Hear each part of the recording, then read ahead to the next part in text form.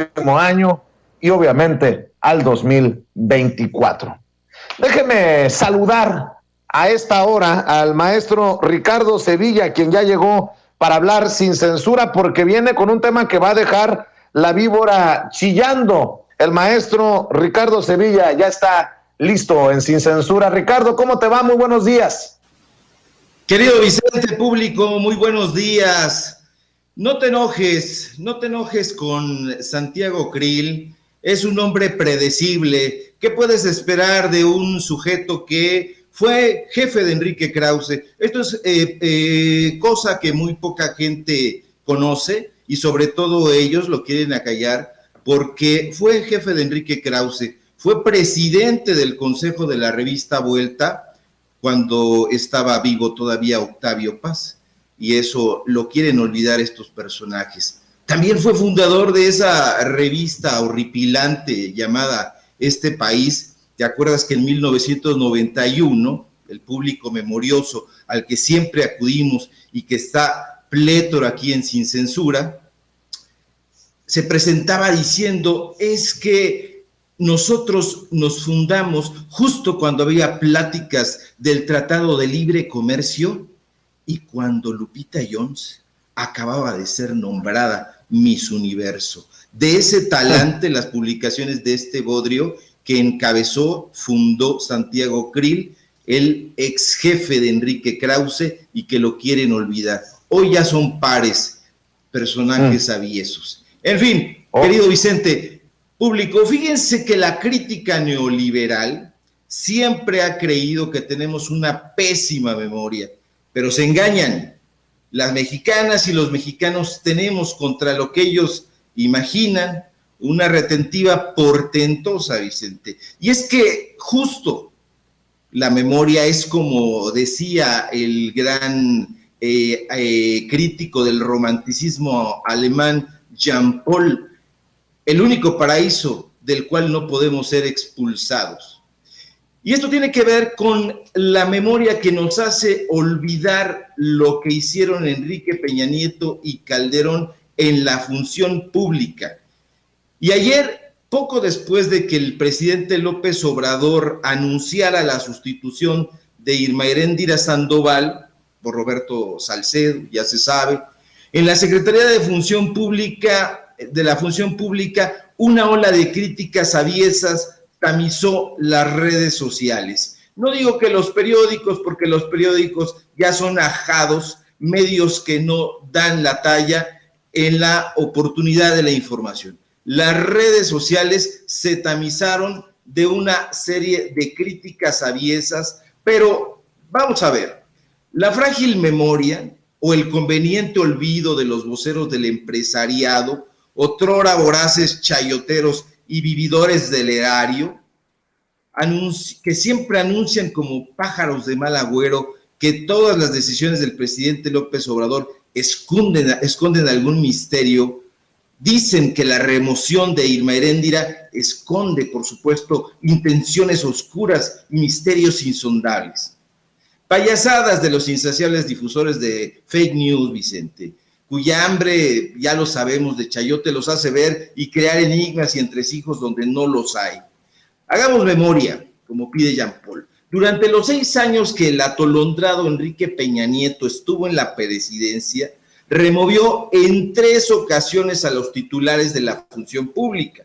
El primero en ocupar el cargo, y que duró 3 años en el puestito, fue, y todo el mundo lo recordará, el hidalguense Julián Olivas Ugalde, quien cerró su cargo haciéndose loco sobre los más de 165,000 millones de pesos que, de acuerdo a la propia Auditoría Superior de la Federación, que entregó su reporte un año después, ocasionaron un grave daño al erario federal. Ni duda, ni hay que subrayar. El siguiente peñanietista al BAT, para usar una imagen que gustaría a López Obrador, fue el polémico Virgilio Andrade Martínez. Este exconsejero electoral del Instituto Federal Electoral, valga la redundancia, que durante los gobiernos de Fox y Calderón estuvo ahí al pie del cañón de 2003 al 2010, es decir, estuvo en las dos gestiones. Este lúgubre exconsejero electoral, no hay que olvidarlo, Vicente, fue precisamente aquel sujeto que usó su cargo en el gobierno para colocar y mantener en la administración federal, concretamente en la Oficialía Mayor de la Secretaría de Desarrollo Social, entonces encabezada por la misma Rosario Robles, a su pareja sentimental en ese momento, Nayeli Martínez, quien fue la concubina de Andrade Martínez. Tiempo después terminaría denunciándola ante la Fiscalía Especial de Delitos de Violencia contra Mujeres en la PGR, donde incluso se le abrió una averiguación previa que, como era de esperarse, no prosperó. Ese fue el primer personaje que estuvo al frente de la Secretaría de la Función Pública. Durante su fugaz paso que tuvo este personaje, estuvo a cargo de 2 investigaciones, Vicente.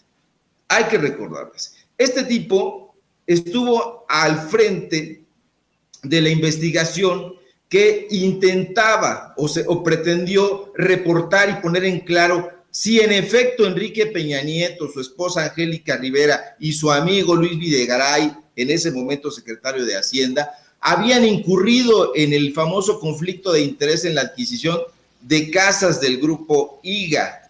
Todo el mundo lo tenemos que recordar, y el sujeto dijo que no habían incurrido en conflicto de interés. La siguiente persona que estuvo en la Secretaría de la Función Pública fue nada más ni nada menos que Arely Gómez González, sí, la hermana de Leopoldo Gómez, el vicepresidente de Noticieros Televisa y conductor de este programa soporífero Tercer Grado, donde en su momento han vociferado Loret de Mola, Raimundo Rivapalacio, Sergio Sarmiento y toda esta horda aviesa. Esta mujer fue la tercera encargada de la Secretaría de la Función Pública durante el sexenio peñanietista. Y Gómez González, quien también duró en el cargo un par de años, se negó, como sabemos, a investigar a Rosario Robles, a quien justificó, y ahí está una entrevista publicada en La Jornada, donde con una mano en la cintura, Vicente, público, Arely Gómez González dice, responde ante el cuestionamiento del reportero: ¿Rosario Robles tenía o no responsabilidad en los recursos que se desviaron en el Sedesol? Dijo, no, una secretaria no puede tener conocimiento de todo lo que acontece con miles de servidores públicos que trabajan para ella. Es mucha la carga.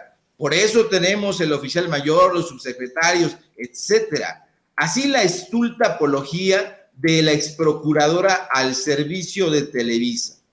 Ahora bien, Vicente, amigos, amigas, cabe destacar que en 2019, el polémico Juan Manuel Portal, quien fuera titular precisamente de la Auditoría Superior de la Federación, afirmó que Peña Nieto sabía perfectamente sobre los desvíos de recursos que Robles y su equipo, a través del esquema que se conoció después como la estafa maestra, se había llevado a cabo. Portal, lo recordarán, en una memorable entrevista que reveló ante sus pasguatos entrevistadores Gabriela Barquetín y Javier Risco, que había notificado a los 3 secretarios de la Función Pública, Julián Olivas, Ugalde, Virgilio Andrade y Arely Gómez, sobre los actos de corrupción perpetrados en la Secretaría de Desarrollo Social, pero a los 3 les valió gorro, hicieron caso omiso ante las denuncias. Ahora, Felipe Calderón, por su parte, Vicente, también tuvo 3 secretarios de la Función Pública. El primero lo tenemos muy cerca, infelizmente. Fue Germán Martínez Cázares, mi excompañero en Operación Berlín, una casita anaranjada anclada en el corazón de Coyoacán que este senador recordará perfectamente.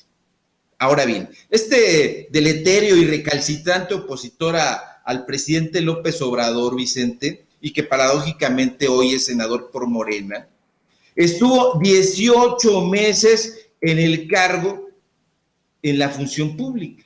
Pero ese tiempo fue suficiente como para que la Auditoría Superior de la Federación revelara en su análisis de la cuenta pública 2008, para decirlo con datos duros, que este panista, ahora enmascarado de morenista y sentadito en Radio Fórmula, lanzando dardos pestíferos contra el gobierno federal junto a su amigo Ciro Gómez Leiva, hizo caso omiso sobre las 7,500 irregularidades en el ejercicio del gasto federal, y que ahí, como no queriendo la cosa, incluyó un préstamo de 5,001 millones de dólares que el Banco Mundial entregó al gobierno mexicano a través de la Semarnat.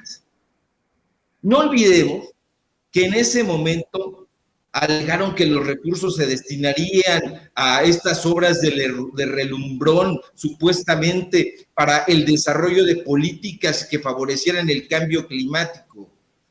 No obstante, la propia Auditoría Superior de la Federación dijo: no, nosotros desconocemos el destino de estos, por lo menos más de 7 millones de pesos, y los resultados esperados en su aplicación, y todo lo que se pactó en acciones que se iban a llevar a cabo, no se ejecutaron porque habían pactado, Vicente, sobre acciones ya realizadas además.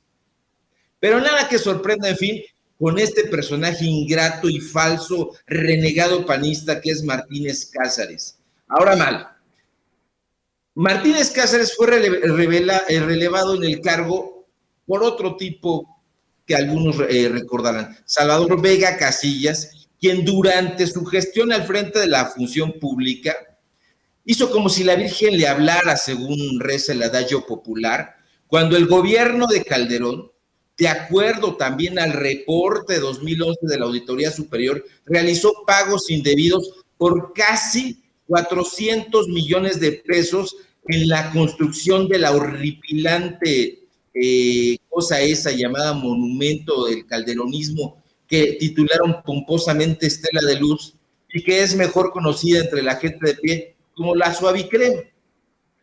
Finalmente, el último titular de la función pública calderonista fue Rafael Morgan Ríos. Sí, ese personaje que fue abucheado en la Cámara de Diputados durante su comparecencia, y que también se encogió, como todos los demás, de hombros ante los 3,700 millones de pesos que fueron adjudicados a distintas empresas de manera directa por esos horribles festejos llamados festejos del Bicentenario. Este tipo, Vicente, fue el mismo, como sabe el público memorioso, que cerró los ojos ante los 14 contratos del programa ese que se canceló, llamado Enciclomedia, donde hubo irregularidades, por usar un eufemismo, que alcanzaron los 8,000 millones de pesos. No se nos olvide que en ese momento, quien era la titular de la Secretaría de Educación Pública fue la siempre frustrada y fracasada candidata panista Josefina Vázquez Mora. Y mira, claro que ante los desastrosos gobiernos de Calderón y Peña Nieto, que colocaron en la Secretaría de la Función Pública a personajes omisos y perdón por el exabrupto, valemadristas, es natural que surjan especulaciones ante el relevo que ayer anunció en esa dependencia el presidente López Obrador. Pero contra la especulación que tanto gusta a la opinología neoliberal, Vicente, siempre es mejor acudir a la información dura, tupida y descalabradora. Irma Heréndira Sandoval, que ayer entregó la batuta de la Secretaría de la Función Pública a Roberto Salcedo, polémicas aparte, la verdad sea dicha con todas sus letras, tuvo logros muy significativos durante su gestión. No hay que olvidarlo. Logró la aprobación de la Ley Federal de Austeridad Republicana, uno de las leyes torales del López Obradorismo. Eso significó ahorros superiores a 1.200.000 pesos. Tampoco hay que decir que gracias a esta medida, Vicente, México logró subir 14 puntos en el indicador global del índice de percepción de la corrupción de Transparencia Internacional, y lo reportan sus mismos detractores en Bloomberg, sus mismos detractores en El Financiero. Esta es una cifra nada desdeñable. Y hoy, Vicente, aunque todos estos personajes pagados, columnistas aviesos, como los especuladores a sueldo de Denise Dresser y Carlos Loret de Mola, desde ayer están como cuchillitos de palo, intentando tergiversar los hechos, lo cierto es que Irma Heréndira se reintegrará sin rencores ni aspavientos a la dirección del Laboratorio de Documentación y Análisis de la Corrupción, ahí en la UNAM, según lo ha dicho ella misma, con un agradecimiento profundo.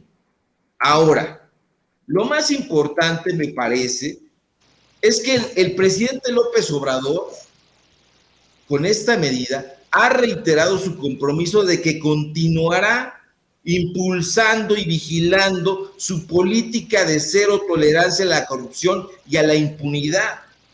Y a eso, Vicente, público, me parece que habría que agregar que en la transformación que hoy nos ocupa, que la transformación que hoy está en marcha, hay que subrayarlo, tampoco el presidente está dispuesto a tolerar el fuego amigo ni las guerras intestinas que en el último tiempo han asolado el campo minado, el campo de batalla de diferentes sectores de la izquierda, de Morena e incluso de los mismos intelectuales que se supone deberíamos estar actuando como un solo puño contra los clasistas, contra los excluyentes y contra toda esta prensa que se nos ha cernido en torno, pues, a la figura del presidente López Obrador. Qué interesante que hagas este recorrido histórico, mi querido Ricardo Sevilla, porque también esto le duele a esos neoliberales que, a bien apuntas, le apuestan a nuestra falta de memoria. No más callarnos, no más memorias selectivas y cortas en nuestro país, y si no, pues ¿para qué serviría una consulta popular para enjuiciar a los actores políticos del pasado, como la que viene este 1 de agosto? Mi querido Ricardo, ¿por qué no cerramos invitando a la gente para que lea lo que escribes, lo que publicas en redes sociales, en las diferentes trincheras en las que estás participando? Por favor, querido Ricardo. Claro que sí, Vicente, síganme por favor en Twitter, @SevillaCrítico, en mi cuenta de Facebook, Ricardo Sevilla, así nada más, y en los textos que publico y que publicamos en Regeneración, textos de opinión muy fuertes, muy interesantes, de plumas e intelectuales muy consolidadas y con argumentos muy poderosos. Síganme ahí, por favor, y no se olviden que, como decía el autor de El mundo como voluntad y representación, cada uno tiene el máximo de memoria para lo que le interesa y el mínimo para lo que no le interesa. Entonces, tengamos esto en cuenta. Vicente, te mando un abrazo, que tengan una excelente tarde. Nos vemos mañana. Y nos vemos mañana aquí en Sin Censura, querido Ricardo Sevilla, el maestro Ricardo Sevilla, hablando con nosotros sin